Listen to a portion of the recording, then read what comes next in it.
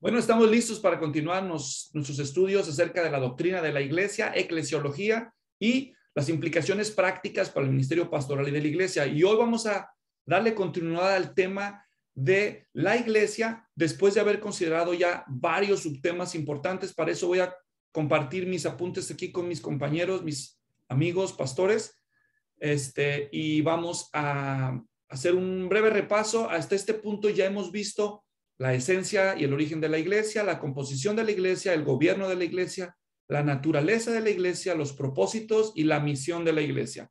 De hecho, abundamos en el tema de la misión. En la última entrega hablamos de la misión, especialmente entre los grupos no alcanzados para llegar a la última frontera. Y hoy vamos a hablar del perfil de una iglesia saludable. Para eso le voy a invitar a alguno de mis amigos que nos haga el favor de leer allí lo que tenemos delante. Y pues quiero ceder la palabra. Vamos a pedirle a nuestro amigo Humberto, que está aquí conectado con nosotros, que nos haga el favor de leer el párrafo que está ahí en la pantalla. Una iglesia saludable es una congregación bíblica, cristocéntrica y ministerialmente autosuficiente. Obviamente, la iglesia no puede hacer nada sin depender de Dios. El término autosuficiente, en este sentido, se usa para decir que no depende de ayuda externa para dirigirse, para sostenerse, ni para reproducirse. En otras palabras, una iglesia sana es una iglesia autodirigida, es decir, que es guiada por líderes locales bíblicamente calificados que no dependen de autoridades externas ni extranjeras.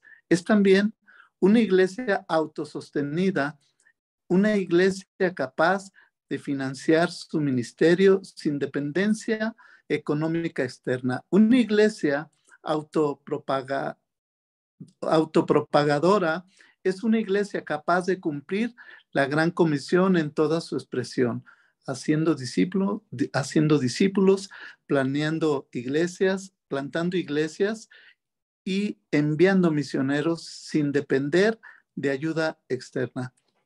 Gracias. Ok, entonces, ¿cuál es el perfil de una iglesia saludable en palabras sencillas? Bueno, ya hemos dicho, una iglesia, lo que nosotros vemos a la luz de la escritura, que una iglesia sana es una iglesia bíblica, ¿ok? Es una iglesia que tiene sus raíces en las sagradas escrituras.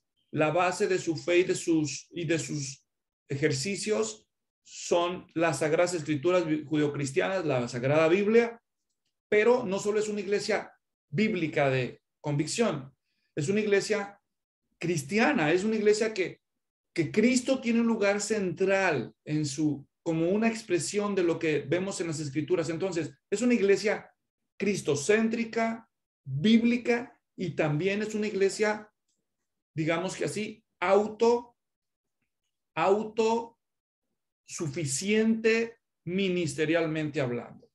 Y no estoy usando esto en términos teológicos, porque sabemos que la iglesia nunca es autosuficiente. La iglesia es siempre dependiente de Dios y de nuestro Señor Jesucristo. Cristo es la vid y nosotros los pámpanos. No podemos hacer nada separados de Él. Así que no estoy usando el término desde ese aspecto absoluto teológicamente hablando. Estoy usando un término práctico ministerialmente hablando. Una iglesia no se puede considerar que es una iglesia madura, una iglesia sana, si esa iglesia sigue dependiendo de los misioneros que le enviaron de aquella otra cultura para dirigirla, porque no ha sido capaz de levantar misioneros de su propio contexto para sacar adelante la tarea, porque depende de los líderes que le mandan de afuera. No, es una iglesia que desarrolla su propio liderazgo, que se puede dirigir a sí misma. Por eso, las tres características de una iglesia ministerialmente autosuficiente son las tres que ya mencionó Humberto, y solo estoy recapitulando. Las tres cualidades que es un conocimiento estándar en la misionología desde hace décadas, desde hace más de 50 años. Esas son las tres características de una iglesia madura, y son que es una iglesia autodirigida, autosostenida y autopropagadora. Memorícenla, pastores, si es que no lo saben. Autodirigida, autosostenible o sostenida y autopropagadora. Es una iglesia que levanta y produce sus propios líderes. Es una iglesia que financia su ministerio con sus propios recursos sin depender de aportaciones extranjeras o foráneas. Y es una iglesia que se responsabiliza de cumplir la gran comisión a sí misma, que ellos empiezan a ser discípulos en su entorno, a plantar iglesias y a aportar para las misiones transculturales. Entonces, esas son las tres características esenciales de una iglesia autosuficiente ministerialmente, porque esta iglesia no depende del liderazgo extranjero, no depende de las finanzas foráneas, no depende de que otros cumplan la gran comisión, porque ellos la van a cumplir. Son las tres características de una iglesia saludable: autodirigida, autosostenida, autopropagadora. Esto demuestra que una iglesia es autosuficiente ministerialmente y no solamente es una iglesia que tiene la sana doctrina, no solamente es una iglesia bíblica y no solamente es una iglesia apasionada por nuestro Señor Jesucristo, cristocéntrica, pero es una iglesia cristocéntrica con base en las Escrituras prácticamente, que lo lleva a la práctica a través de multiplicar su liderazgo, pagar sus propias cuentas, financiar su propio ministerio y movilizar a sus miembros en el cumplimiento de la gran comisión. ¿Qué implicaciones prácticas ven ustedes de esta clarificación, pastores, para nuestro ministerio en la iglesia? Ideas, opiniones. Algo muy sencillo hoy. ¿Qué opinan? En términos de misiones, hermanos, esto es lo que llaman los misiólogos las características de una iglesia autóctona. Una iglesia autóctona es una iglesia que vinieron misioneros de otro lugar, la plantaron y cuando llegan a cumplir estos tres estándares, los misioneros dicen, hemos cumplido la misión, nos podemos ir tranquilos de este lugar, porque ya hay una iglesia que tiene sus propios líderes, que puede pagar sus propias necesidades y puede repetir el ciclo en otros nuevos lugares. Ellos ahora pueden enviar misioneros a nuevas etnias, plantar nuevas iglesias, sin que nosotros ya metamos las manos. Así que la meta de todo buen misionero es llegar a levantar iglesias que cumplen estas tres condiciones, de las iglesias autóctonas, iglesias maduras, iglesias bíblicamente saludables. Son iglesias, número uno, ¿qué? Habiliten su micrófono para repasar. Independientes. ¿Cuál es el término que usamos en cuanto al liderazgo? Son iglesias autodirigidas. En cuanto a las finanzas, sostenidas. Autosostenidas. Y en cuanto a la misión, autopropagadoras. Autopropagadoras. Recuerden esos tres conceptos: autodirigidas, autosostenidas o autosostenibles y autopropagadoras. Autodirigidas, autosostenidas, autopropagadoras. Se sostienen a sí mismas, se movilizan a sí mismas, se dirigen a sí mismas. ¿Ok?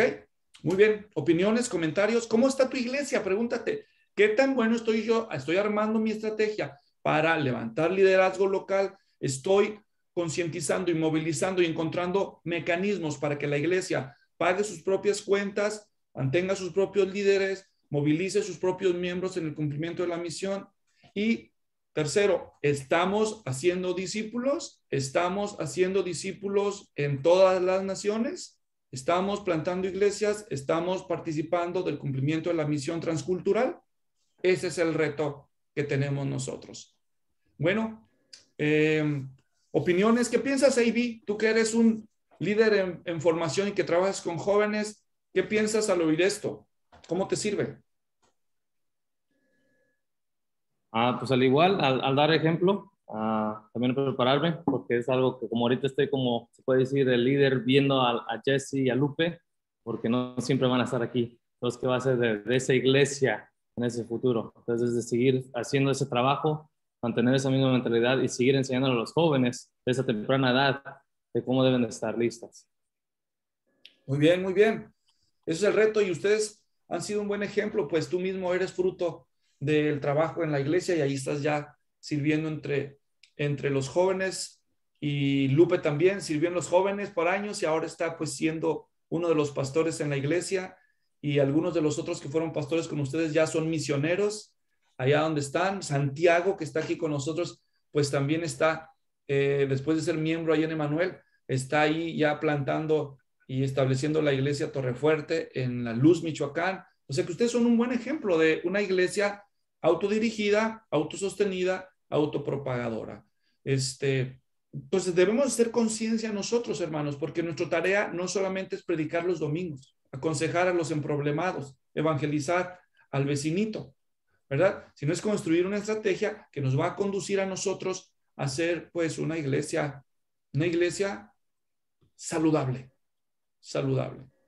Nos pueden considerar buenos pastores los demás, pero nosotros sabemos que los estándares para medir nuestro liderazgo no es la popularidad delante de la gente, sino son estos estándares del cumplimiento de la misión y de los propósitos de la iglesia.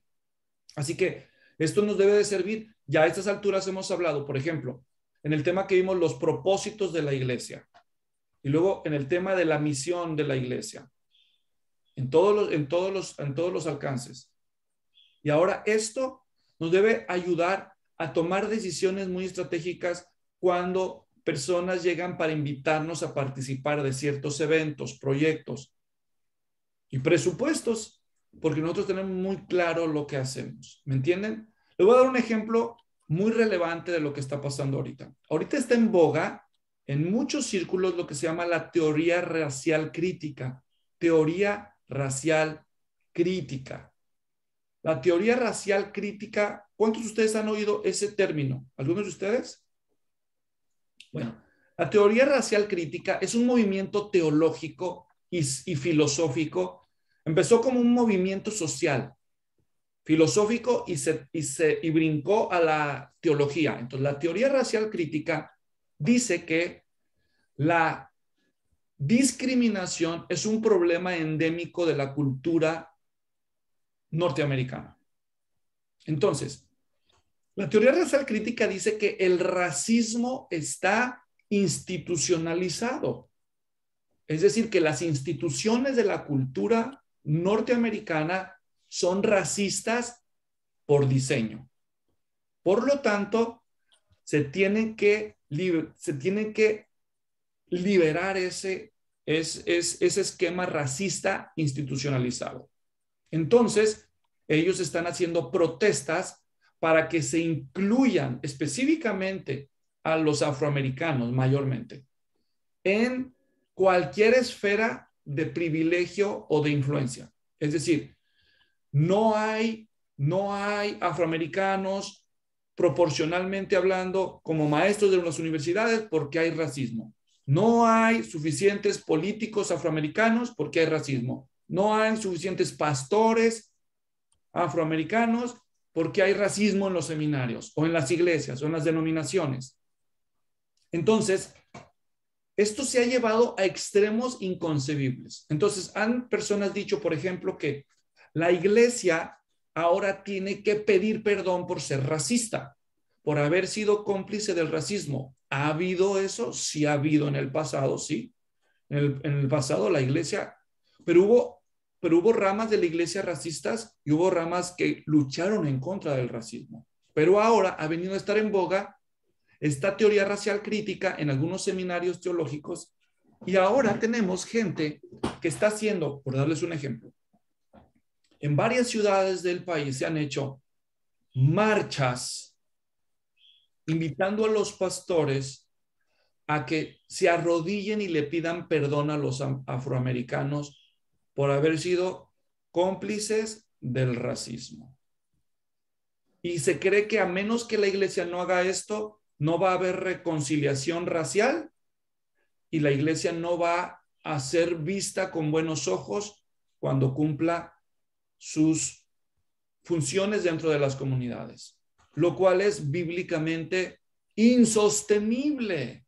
Les voy a explicar lo que estoy tratando de decir.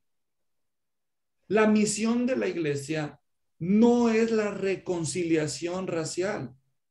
La reconciliación racial es un resultado natural de cumplir la verdadera misión de la iglesia.